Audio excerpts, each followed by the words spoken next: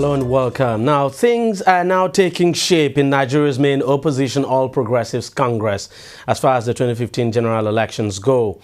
We know some of the men who would be flying the party's flag in governorship elections across some of the states in the country, and I must say, we haven't seen any surprise so far. Let's run you through some of the governorship candidates. Now, there they are. Akwa Ibom State. In Akwa Ibom, we have Omana, if we can get the slide now, there they are. In Lagos, we have Akinwumi Ambode, and in Oyo State, we have Abiola Ajimobi. For Ogun State, there is Ibikunle Amosun, who is the incumbent governor, so not a surprise there.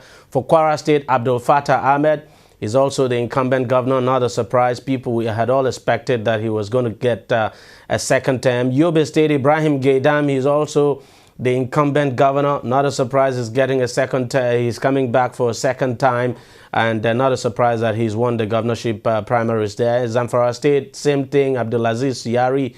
In Rivers State, well, most people had expected that Magnus Abe was going to be the candidate, but few days before the primaries took place, the governor and some other top members of the party, that stakeholders of the APC in that state, came together to endorse Dakuku Peter Side as the candidate. And of course, no surprise at all that he's been returned the winner of the primaries and will now fly the party's flag in Rivers State. For Enugu State, there's Oke Ezia. And in Delta State, it's Ortega or Emero.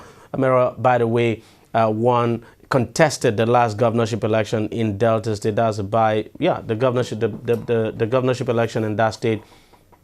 Not the governorship, I think the senatorial by-election in that state now, and now he's won the governorship primary, so he would be flying the flag of the APC in the governorship election in Delta State in 2015. For Sokoto State, we have Aminu Tambuwal. That's the current Speaker of the House of Representatives. Not a surprise there. Everyone had expected him to win that ticket, and now he is going to run for the governorship of Sokoto State under the platform of APC. And then for Taraba, we have Aisha Al-Hassan, and in Kano, it's Umar Ganduje. Ganduje, by the way, is the incumbent deputy governor. Now, it's a very long time we saw this kind of situation where the governor supports his deputy to take over from him. And this is exactly what the Kano State governor has done. He's supporting his deputy to take over from him. So the deputy governor, Umar Ganduje, is going to fly the flag of the APC in the governorship election in 2015. Well, Nasarawa State, not a surprise at all. Incumbent Governor Tanko Almakura getting the nod for a second time. Now, that is by no means the final list because some states are yet to turn in their candidates. So we'll just wait and see what actually happens. Now, in Nigerian politics, when you have the endorsement of a powerful godfather, things are sure to go smoothly for you as far as party politics is concerned.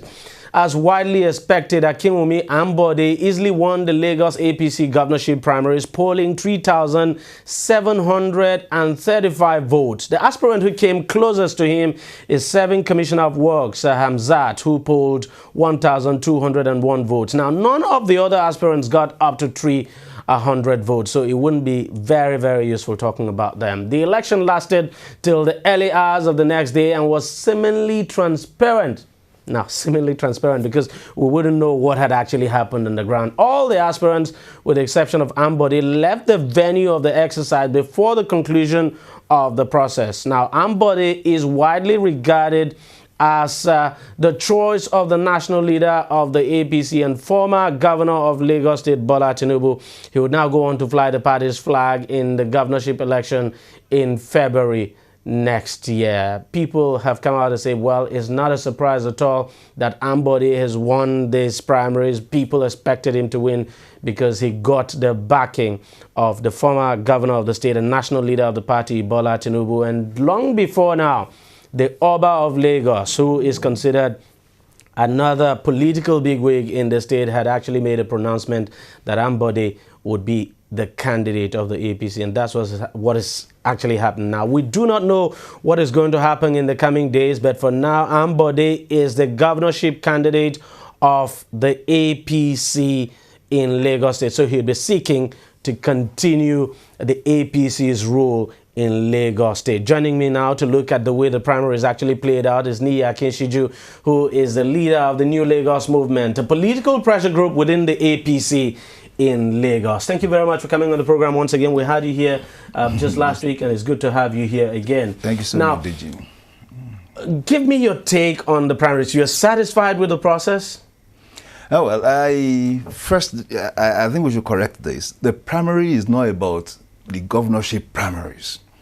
It's about primaries for people to express their will. So, and it cuts across from the state House of Assembly primaries up to, the governor, and we're still looking at the House of Reps, the Senate, and the presidency. So for us, the fact that primaries are being held by APC in Lagos State is a milestone. For us. We started this campaign that there was a need for people to express themselves. Yeah, because your group had actually been campaigning for the genuine primaries. Exactly. So and it's not about candidates. Yeah. It's not about aspirants. It's about the fact that people have a right to express themselves. Members of the party have a right to express themselves. And in the particular case of Mr. Akin Ambode, of course, he has emerged by what you said, seemingly, transparent process. And we congratulate him. We are happy for that. We are also happy for those other candidates, for those other aspirants that had 20, 30 votes, because those people that supported them otherwise would have been grumbling if somebody had just said, look, this is your candidate, and you had no way of expressing themselves. Those 20 votes are as important as the 3,700 plus vote for Akinwumi. So for us, that is a landmark, So, and of course, at the last primaries to elect the State House of Assembly members, it's established that more than 13 members, incumbents of the State House of Assembly are not returning, to the House. It's also an expression of the will of the people. So the essential thing is that... Is this really an expression of the will of the people? It is. I've always insisted. People say, there is the influence of money, there is the influence of this, and I say... But we can't discountenance that fact that money plays a huge role in this game. I don't think so. If it's about money, we wouldn't have the kind of result we have here. What is at issue here is about influence, Asiwaju Tinubu has been in charge of Lagos politics for a long time, and he's seasoned enough to know who and who. But let's face it, do you think Akinwumi Ambode would have emerged the candidate of the party if he had not gotten the backing of Asiwaju Tinubu as the former governor of the state? That's what I'm saying. You see, politics is not about you, at least at the level of, even in very developed countries, it's about who is supporting you. It could be the people, it could be caucuses, it could be leadership, it could be godfathers, But the important thing is, are those people also involved in the process? Because people are wizened enough to be able to say, look, if this leader says this is who we want, a minority of that could also say no. That minority for us is as important as a majority. That's what I'm saying, And in the case of Asiwaju, is truly our leader. He has been in charge of this party over a long time. So he knows who and who gets what. But the important thing, and people are overlooking that, this primaries was actually won at the last World Congress. Because, the delegates came from that Congress anyway. That Congress. So you would have expected that that's where the aspirants should have concentrated. Exactly, And the aspirants ought to have known the result before now. Ought to have known. And we started that campaign before then because we knew that was going to be the issue. But of course, many people didn't have faith and trust, in the process at that time. It was like, it was going to be the same old thing. So I personally want to thank the leadership of the party for taking the bull by the horn and going on to organize the primaries, despite, our tradition and culture in Lagos State. So as it is now, we are still going to interrogate the process. We are still going to try and campaign for the refinement of that process, because of course, if we are involved, if you are involved in grassroots politics, you will know what those things are. But let me ask you, what role do you think the influence of Tinubu played in these primaries? That's the governorship primary now. It's huge, big. You call something structure in politics. structure simply means that you have people at different levels, geographical levels of the party. And at that level, you have a single line of communication. So you could stay at the apex and talk, to somebody at the base of the pyramid. And that person gets to hear you within 2 hours. That is structure. Now, there are so many people also in politics that don't have structures. So if you have a leadership that says, okay, this is who I want. It goes down the structure, and the structure gets that directive. And it's also about the loyalty of the structure. This structure that Asiwaju has is loyal to Asiwaju, but can also express itself independently. That's what we have seen. At least we saw that with the House of Assembly thing. How did we see it in this governorship primary? Because the second man, Hamzat, got 1,201 votes. All right, I can complain. The outcome of the primaries is actually about two main influences in the party. You have the Justice Forum influence, and you have the mandate influence. Apparently, the mandate influence is quite huge. And it's literally attached to Asiwaju Tinubu, and the Justice Forum influence is attached to the father of Engineer Hamzat, who is Baba himself, So, of course, there had been an erosion, more or less, of the Hamzat's influence over time. Asiwaju has become the rallying point for the party. So you expect that most people will gravitate towards Asiwaju. And I have always said that Asiwaju has a right, to support and campaign, canvas, whoever. He has a right. You cannot emasculate him emasculate his right because he's a leader. No, a leader also has a right to be involved in the process. The important thing is whoever is organizing that process should be seen to be transparent and honest about the process. To a large extent, we can say, all right, we have this process in place. We can start also questioning some of those things that we feel are manipulative, in the process, and say, okay, can we do this right the next time, or let's even question this process at this time, either at the court of law or somewhere, so that at the next time it will be a better thing, because I believe that Lagosians will be happier for what is happening now. Now, let's turn our attention to some other states. I mean, we saw, you look at the list we reeled out the other time. Any surprise at all for you? No, I don't, except for Rivers, again. Now, what happened in Rivers State? What's your take on it? I mean, this idea of a consensus, a lot of people, even your group too, has complained about it. Yeah. The truth of the matter is the Rivers State governor has massive influence, within the party. And of course, if a decision is made by a single person, it's usually, you can't explain it. I could just wake up, added one or two things together, and I felt, okay, if Magnus could do this, but let Dakuku go get this.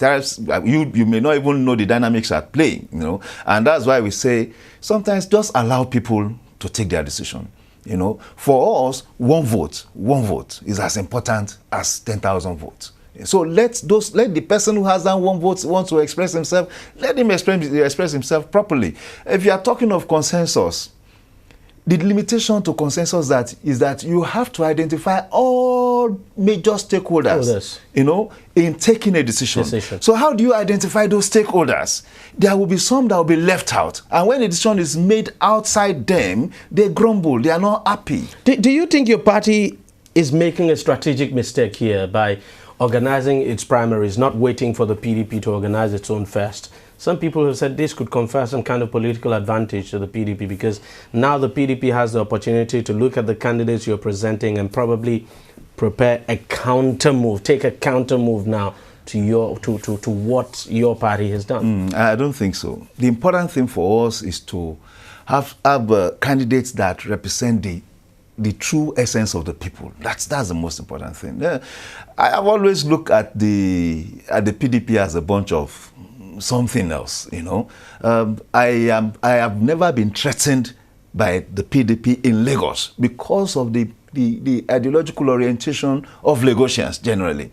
And of course, there is a huge mistrust of the PDP in Lagos State. So the PDP is not the issue. The important thing here is who is representing our party. Does it carry the essence of the people, of the interest of the people, generally? And how would it stand at the general election? That's the most important thing. Now, if so many delegates had voted for this individual, it's also likely that they've bought in stakes, in his candidacy, and they will go out of their way to campaign for him. That's essential, and nothing is now driving them than their own personal vote in that person. So that is why this process is good. So whatever the PDP would be using, throwing at us as counter, to me, would not be of any effect, seriously. And you wouldn't be surprised if some of the aspirants, because we understand, some of them are already complaining that, the process was not fair. Seriously. I think they should have complained earlier than this. You don't do, there's this, you English people call it afterthoughts, If you do things after the act itself, it's an afterthought. If you desire to leadership, you must be able to project into the challenges and problems. What could they have done before now? They should have walked out of the primary when it took place. They should have raised issues. They should have, if they are, okay, I know that so many of them don't have access to delegate list. Nobody raised that issue. I also know for sure that there was a flip-flop over how many local governments will be used. Is it the local government plus the LCDA, or the local government as recognized by the Constitution?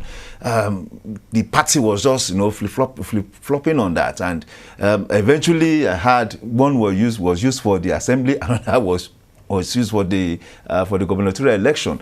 Now those are issues that you could logically canvass and marshal. But they should have done that before the primary. Before now. Or during the primary. Or during the primaries, Of course, the information came in late. Nobody was sure of what was going to happen until yesterday. And if they were going to be present at the venue, the first thing was to settle the issues of delegates. Because that is what would drive the primaries in the first instance. Isn't it so telling that they walked out of the primary before the conclusion of the process? Well, they were there when delegates were being accredited. That's the truth. They were there when delegates were being accredited. If perhaps I was a member, I was running, if I had a direct interest, the first thing I wanted to do was, hey, wait, what manner of delegates do we want to talk to here? Please, have we also abided by the provisions and regulations of the Electoral Act that also advised that people should have access to the list of delegates so many days, so many hours before the election?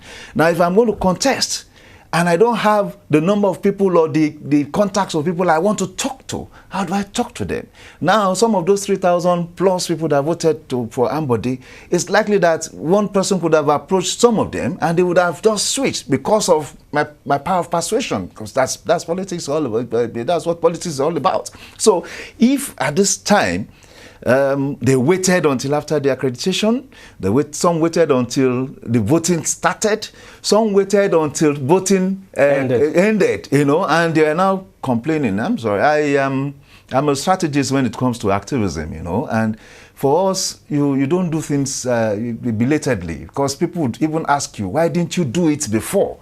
And are they going to ask for a reversal, of the process? I think if we are going to question the process now, it has to be at the law courts. Mr. Niya Kinshiju, thank you very much for coming on the program, and thank you very much for your contributions as always. We'll take a short break here, and when we come back, some of the APC governorship aspirants say they won't accept the outcome of the governorship primary. Stay with us.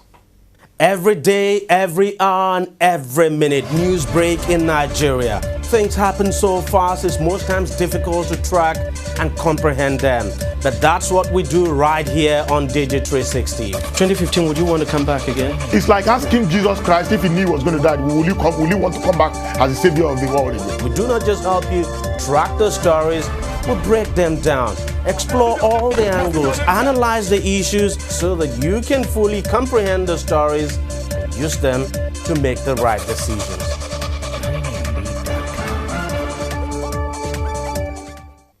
Nelson Ekujimi, a political analyst, now joins me on the program to look at matters arising from that Lagos governorship primary. Thank you very much for joining us on the program.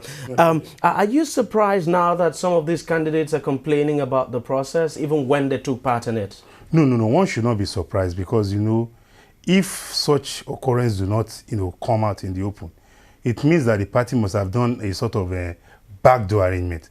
And don't forget, our people, the Yorubas have been saying, Ebo Osho, Oshiu, meaning the sacrifice of the witches can be accepted. Ebo Aje, Oshiu, the sacrifices of the wizard can be accepted. But Ebo Alaruka, for people to complain, to vent their anger, it is part of human nature. And we must accept it. But we will encourage them, if they are dissatisfied, that they should approach the party's appeal committee, and if they are still dissatisfied with whatever be their complaint, that they should, toe the line of constitutionality by approaching the courts. For us, it's a welcome development that people should be aggrieved. But when they are aggrieved, we expect them to respect the rules of the game as well as the rule of law by using civilized means to express, or to, vent their grievances. So for me and, for millions of Nigerians, it means that the party primaries, went according to how they wanted it. Yeah, and you saw the voting, the way it took place and everything. What's your take on it? My take on it is just that the voting went the way normal voting will go on. But we must not forget the fact that such voting there must have been behind the scenes, negotiations, lobbying, and what have you. Which is key to the outcome. Which is key to the outcome. So it's a normal occurrence. But me and you, we know that the only way we can score this primary will now be dependent on the independent assessors who were there. Because you cannot score yourself, except in Nigeria, where people score themselves. We expect the media, as well as the Independent National Electoral Commission, which constitutionally is empowered to supervise or to observe the primaries, to give us their scorecard. I mean, there you have the delegates, all of them voting. Yeah, and that was what we saw, and the results came out. It was in the open. It was conducted in a public place. Does the outcome surprise you at all? Is it a surprise at all for you that Ambode actually won? Because before now, a lot of people had said he was going to win anyway, because, I mean, he got the endorsement of the national leader of the party. Well, don't forget that the national leader of the party is also a woman being. And, if anybody should say the man should not have his own bias, then it means we are trying to take away his humanity. Before Jesus came, there was Elijah, there was Elisha, there was even a John the Baptist who was the forerunner of Jesus. But when Jesus came, what happened? God said, "This is my anointed son, in whom I am well pleased." Even in the Bible, Joseph was the anointed son of his father. That was why he was sold into slavery. So it is a normal thing, except if we are trying to deceive ourselves, that people should have their bias. There's no sitting on the fence in life. That's why Jesus said, "Is either you are for us or you are against us." So I think the media, the society as well, helped to prop up this candidate. But how much role do you think money would have played in this kind of exercise? Well, in this our climb where the level of poverty is very high, money must have played a very big role. And you can't hide away from that fact. It must be very pleasing and important to be a delegate in this kind of process. Honestly, the opportunity of being a delegate in this period of time is an opportunity to have some dollars, to have some naira in your pockets, to spend during the Christmas. Because we have seen that most of the parties, the issue of ideas is secondary. What matters is that the highest bidder, gets the ticket. And that's what most of the parties are doing. It's not a matter of this is the best candidate alone. It's a matter of how much can you put on the cards. But for those who are complaining now, do you think this kind of complaints, if we see more of this in the coming days, that, they have the chances of affecting the performance of the party's candidate in the general election itself? Well, it depends on how the party manages it, because whether we like it or not, people cannot but complain. It's just like when you beat a child and you don't expect that child to cry. That means you are being inhuman. But by and large, there are complaints, like we say in democracy, majority will have their way, while the minority must have their say. So it's a welcome development. We only hope the party will be able to manage how do you the fallouts. How do you think the party should manage this? How I feel the party should manage it is that the appeal committee or the complaint committee should look into their complaints. If there are genuine complaints that could be addressed, they should give them the reasons or how the voting went. It should be played for them to see if you have maybe lobbied people to be on your side, and on election day, they decide to do otherwise. It's not the fault of the referee. It will not be the onus is now on the people. If you want your real explanation, to go to them and ask. And what we want is that the party should make the resolving of the complaints to be transparent. And if the candidates are not yet satisfied, they have the options of approaching the courts. And of course, some might even decide to defect.